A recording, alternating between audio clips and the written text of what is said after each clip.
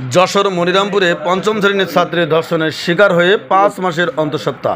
ঘুঘুদা সরকারি প্রাথমিক বিদ্যালয়ের পঞ্চম শ্রেণীতে পড়ুয়া বুদ্ধি প্রতিবন্ধী ভরতপুর গ্রামের রাখি মণ্ডল ১৩ ধর্ষণের শিকার হয়ে ৫ মাসের অন্তঃসত্ত্বা হয়েছেন বলে জানা যায়।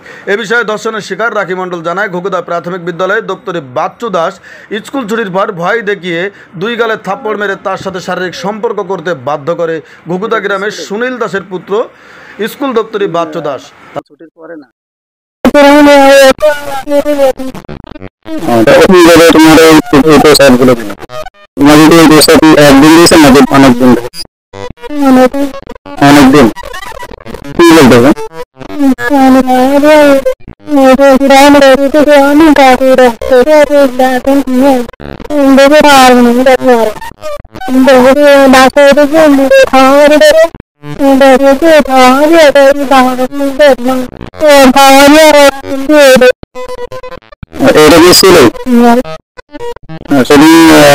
ছুটি পড়ে না